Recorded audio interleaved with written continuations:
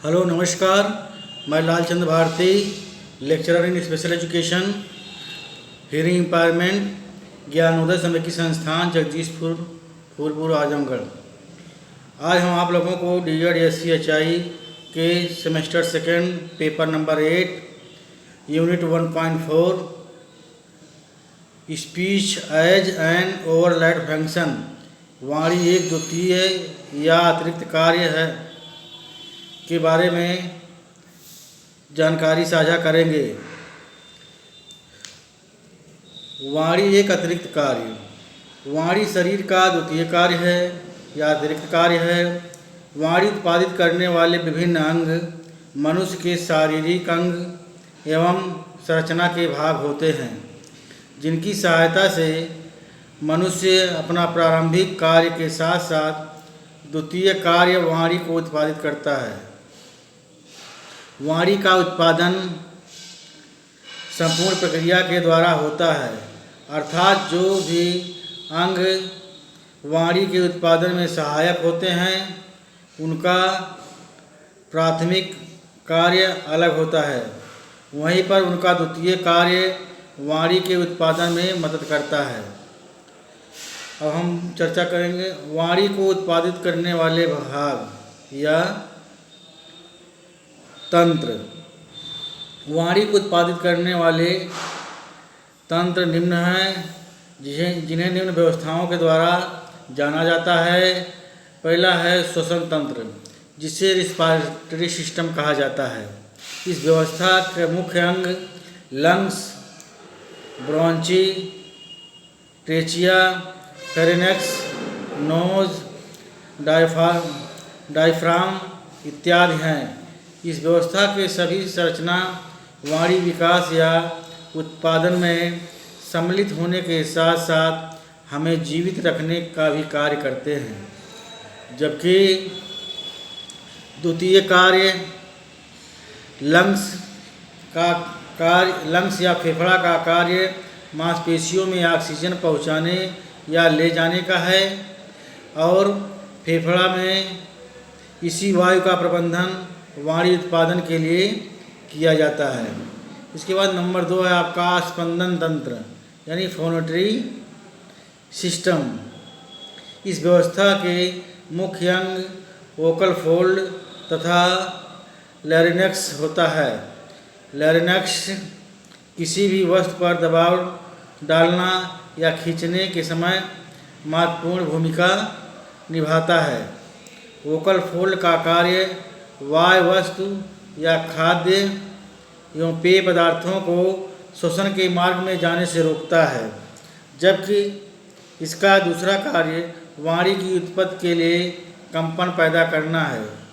इस कंपन के आधार पर उच्च आवृत्ति एवं निम्न आवृत्ति, हाई पिच एवं लो पिच ध्वनियाँ उत्पत्ति होती हैं। नंबर 3 है आपका उच्चारण तंत्र, आर्टिकुलेटरी सिस्टम जिसे कहा जाता है। इस व्यवस्था के मुख्य अंग tongue, soft palate, hard palate, teeth, lips, uvula इत्यादि हैं। उच्चारण प्रक्रिया में उपस्थित विभिन्न अंगों का कार्य खाना, निगलना, चबाना एवं चूसने में सहायता करता है। जीभ हमारे भोजन के अंदर की तरफ धकेलने में सहायता करती है।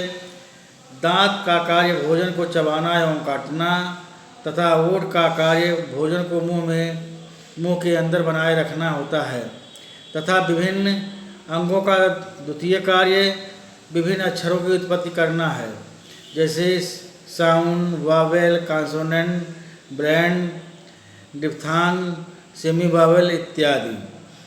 इसके बाद अब कहा अनुनाद तंत्र, रेसोनेटरी सिस्टम। इस व्यवस्था के मुख्य अंग pharyngeal cavity, nasal cavity, oral cavity इत्यादि हैं। इस व्यवस्था में ओरल कैविटी एवं नाजल कैविटी का प्राथमिक कार्य खाने एवं हवा को अंदर की ओर भेजना है तथा द्वितीय कार्य अंदर से आने वाली आवाज़ों को अनुनादित करना है। इसके बाद आपका है नियंत्रक तंत्र रेगुलेटरी सिस्टम। इस व्यवस्था के अंतर्गत मुख्य 3 तंत्रिकाएँ होती हैं। नंबर 1 केंद्रीय तंत्रिका तंत्र, जिसे सेंट्रल नर्वस सिस्टम कहा जाता है। नंबर 2 परिधीय तंत्रिका तंत्र, जिसे पेरिफेरल नर्वस सिस्टम कहा जाता है। नंबर 3 स्वायत्त तंत्रिका तंत्र, जिसे ऑटोनॉमस सिस्टम कहा जाता है। इसका मुख्य भाग मस्तिष्क एवं तंत्रिका तंत्र है, जो उपयुक्त सभी व्यवस्थाओं को नियंत्रित करता है। हम इसे केंद्रीय तंत्रिका तंत्र कहते हैं।